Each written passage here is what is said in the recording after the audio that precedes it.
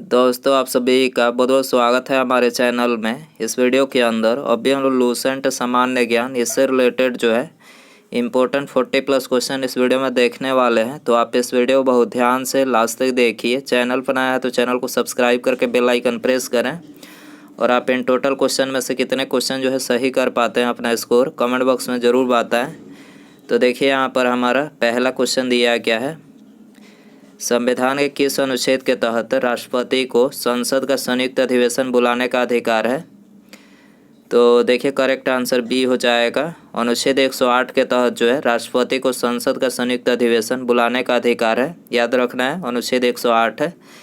इसके अलावा अनुच्छेद 109 और 110 की बात करें तो देखिए अनुच्छेद 110 में जो है संसद द्वारा धन विधेयक को पारित करने के संबंध में एक विशेष प्रक्रिया निहित है तथा उसे पारित करने के लिए अनुच्छेद 109 के तहत जो है विशेष प्रक्रिया का प्रावधान किया गया है। तो आपको याद रखना है अनुच्छेद 110 में धन विधेयक दिया गया है, धन विधेयक के संबंध में विशेष प्रक्रिया तथा उसे पारित करने के लिए जो है 109 के तहत जो है उसे पारित करने का प्रावधान किया गया है। तो आपको याद रखना है। क्वेश्चन नंबर 2 है, निम्नलिखित में से कौन भारत के राष्ट्रपति के चुनाव में निर्वाचक मंडल के सदस्य नहीं होते हैं।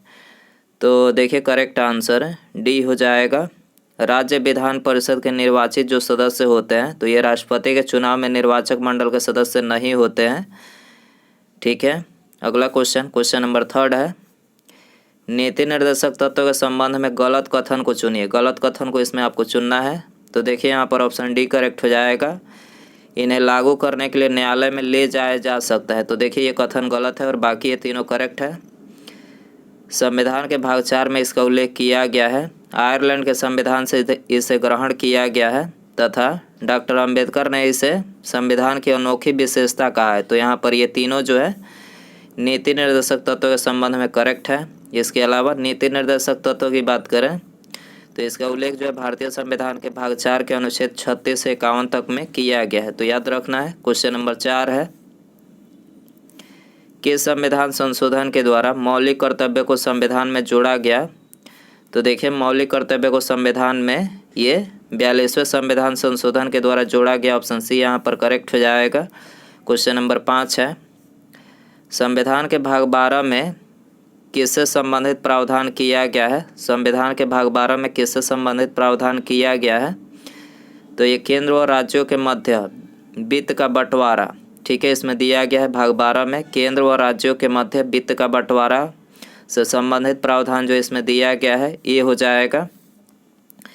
केंद्र और राज्य के बीच वित्तीय संबंधों का विस्तृत ब्यौरा भाग 12 में शामिल अनुच्छेद 268 से अनुच्छेद 300 ए में दिया गया है। ठीक है, अनुच्छेद 268 से लेकर अनुच्छेद 300 ए तक में जो है ये राज्यों केंद्र और राज्यों के बीच वित्तीय संबंधों का विस्तृत ब्यौरा दिया गया है। ठीक है, अगला क्वेश्चन नंबर 6 है, संविधान का कौन सा अनुच्छेद है संसद को विधि निर्माण की शक्ति प्रदान करता है। संसद को विधि निर्माण की शक्ति कौन सा अनुच्छेद प्रदान करता है।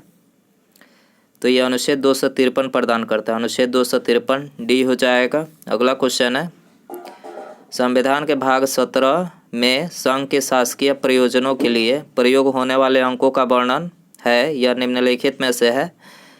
तो देखिए ये क्या है, ये भारतीय अंकों का अंतर्राष्ट्रीय रूप है।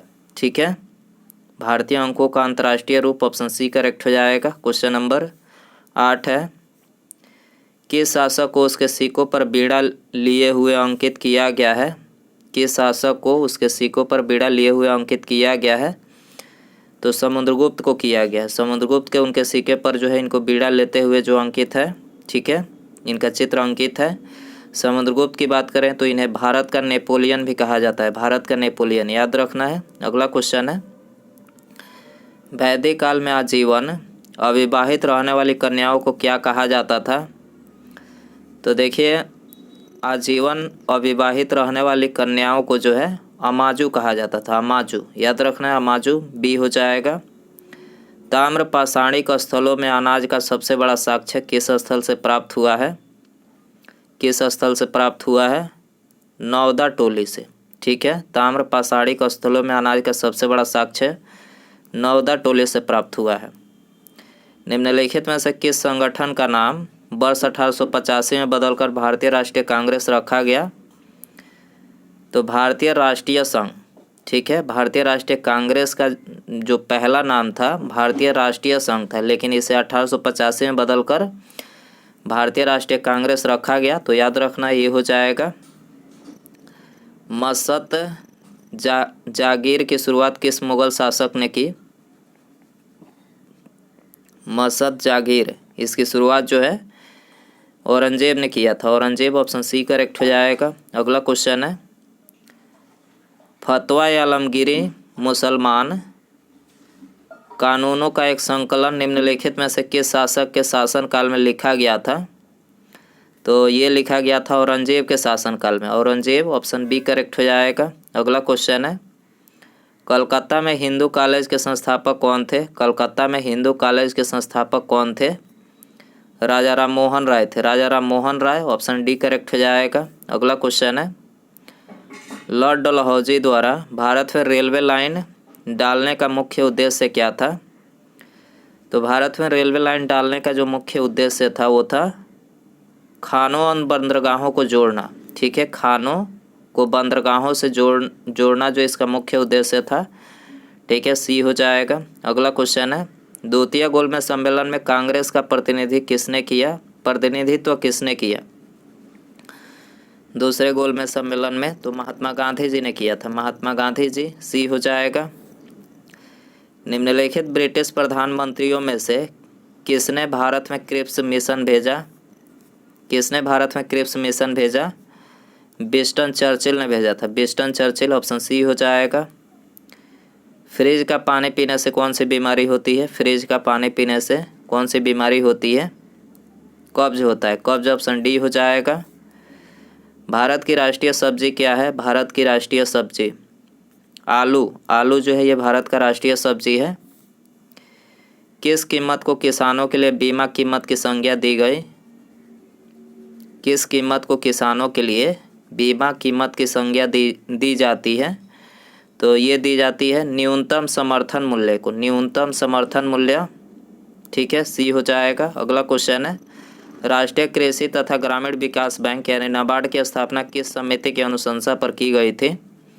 नाबार्ड, इसकी स्थापना 1982 में नाबार्ड की स्थापना की गई थी। ठीक है, और किस समिति के सिफारिश पर किया गया था? तो देखिए, नाबार्ड की स्थापना जो है ये शिवरामन समिति के सिफारिश पर किया गया था। सी हो जाएगा। अगला क्वेश्चन है, भिलाई इस्पात संयंत्र किस देश की सहायता से स्थापित किया गया? भिलाई इस्पात संयंत्र, तो ये सोवियत संघ रूस के सहयोग से जो है भिलाई इस्पात संयंत्र की स्थापना किया गया। ऑप्शन ए हो जाएगा। नामचा बरवा हिमालय की किस श्रेणी में स्थित है? नामचा बरवा हिमालय किस श्रेणी में स्थित है? तो हिमाद्री या बृहद हिमालय, हिमाद्री या बृहद हिमालय श्रेणी में स्थित है नामचा बरवा। मरुधाम किसे कहा जाता है? मरुधाम, तो ये रेगिस्तान में हरियाली व जल वाला क्षेत्र जो होता है उसको जो है मरुधाम कहा जाता है। ठीक है, सी हो जाएगा। अगला क्वेश्चन है, निम्नांकित घास के मैदानों में कौन सही सुमेलित है? तो देखिए यहाँ पर तीसरा सही सुमेलित है। लानोज जो घास का मैदान है ये वेनेजुएला का घास का मैदान इसको बोला जाता है। ठीक है, आयतन की दृष्टि से साफ पानी की सबसे बड़ी झील है। साफ पानी की सबसे बड़ी झील कौन सी है? बैकाल झील है। बैकाल, ऑप्शन ए हो जाएगा। फाइबर ऑप्टिकल किस सिद्धांत पर कार्य करता है? फाइबर ऑप्टिकल किस सिद्धांत पर कार्य करता है? पूर्ण आंतरिक परावर्तन। पूर्ण आंतरिक परावर्तन के सिद्धांत पर कार्य करता है फाइबर ऑप्टिकल। फाइबर ऑप्टिक्स लिखा हुआ है, सॉरी, फाइबर ऑप्टिक्स। अगला क्वेश्चन है, मेढक के संबंध में निम्नलिखित में से असत्य कथन कौन सा है? मेढक के संबंध में असत्य कथन कौन सा है? तो देखिए यहाँ पर सी हो जाएगा करेक्ट, मतलब ये असत्य है। कयांतरण में आंत बड़ी हो जाती है, कयांतरण में, तो ये गलत है। बाकी ये तीनों करेक्ट है। त्वचा से सांस लेता है। मेढक शीत रक्त प्राणी है। ये उभयचर वर्ग के अंतर्गत आते हैं। ठीक है, मेढक जो है, बाकी तीनों करेक्ट है। चौथा इनकरेक्ट है। करेक्ट, इनकरेक्ट पूछा गया था। एक कार्बन क्रेडिट का मान कितना होता है? एक कार्बन क्रेडिट का मान कितना होता है? 1000 किग्रा CO2। ठीक है, सी हो जाएगा। अगला क्वेश्चन है, मानव शरीर में ऑक्सीजन की मात्रा कितनी प्रतिशत होती है? मानव शरीर में ऑक्सीजन की मात्रा 65%। 65% डी हो जाएगा। निम्नलिखित में से किसकी मात्रा अम्ल वर्षा में सबसे अधिक होती है? सबसे अधिक जो होती है H2SO4। H2SO4 की मात्रा होती है। सांस लेने और छोड़ने की क्रिया के दौरान कौन सी गैस की मात्रा प्रभावित नहीं होती है? सांस लेने और छोड़ने की प्रक्रिया के दौरान कौन सी गैस की मात्रा प्रभावित नहीं होती है? तो नाइट्रोजन जो है प्रभावित नहीं होती है लेने और छोड़ने के दौरान। मनुष्य 1 मिनट में कितनी बार सांस लेता है? 16 से 18 बार। 16 से 18 बार जो है सांस लेता है, याद रखना है। अगला क्वेश्चन है, दूध का अपेक्षित घनत्व किससे मापा जाता है? लैक्टोमीटर से मापा जाता है दूध का अपेक्षित घनत्व। अगला क्वेश्चन है, निम्नलिखित तत्वों में से पृथ्वी पर सबसे भारी प्राकृतिक तत्व कौन सा है? पृथ्वी पर सबसे भारी प्राकृतिक तत्व कौन सा है? यूरेनियम है। यूरेनियम ये हो जाएगा। अगला क्वेश्चन है, निम्नलिखित में से कौन तना का उदाहरण नहीं है? तो करेक्ट आंसर सी हो जाएगा। शकरकंद जो है ये तना का उदाहरण नहीं है। अमाशय तथा क्षुद्रांत्र द्वारा यकृत में पोषण युक्त रक्त पहुंचती है, उस वाहिका का नाम क्या है? उस वाहिका का नाम क्या है? यकृत प्रवेश द्वार शिरा। ठीक है, अमाशय तथा क्षुद्रांत्र द्वारा यकृत में पोषण युक्त रक्त पहुंचती है, उस वाहिका का नाम क्या है? यकृत प्रवेश द्वार शिरा। ठीक है, ऑप्शन डी हो जाएगा। मलेरिया से प्रभावित होने वाला अंग कौन सा है? मलेरिया से प्रभावित होने वाला अंग कौन सा है? पलीहा मलेरिया से प्रभावित होता है। वस्त्र निर्माण में प्रयोग में लाए जाने वाले ऐसे पदार्थ हैं जिनका स्रोत पादप नहीं होता है कहलाते हैं, क्या कहलाते हैं? संश्लिष्ट तंतु कहलाते हैं। संश्लिष्ट तंतु ये हो जाएगा। अगला क्वेश्चन है, निम्नलिखित में से कौन सा आनुवांशिक रोग नहीं है? तो डेमेशिया जो आनुवांशिक रोग नहीं है। ठीक है, बाकी ये हीमोफीलिया, टर्नर सिंड्रोम और वनांधता, ये तीनों आनुवांशिक रोग है। हमारे शरीर को मुख्य रूप से ऊर्जा प्रदान करता है। हमारे शरीर को मुख्य रूप से ऊर्जा प्रदान करता है। ये आपके लिए होमवर्क क्वेश्चन रखते हैं। ऑप्शन है कार्बोहाइड्रेट, वसा, प्रोटीन या फिर विटामिन। दोस्तों यदि आपको इसका आंसर पता हो तो कमेंट बॉक्स में ज़रूर बताएं।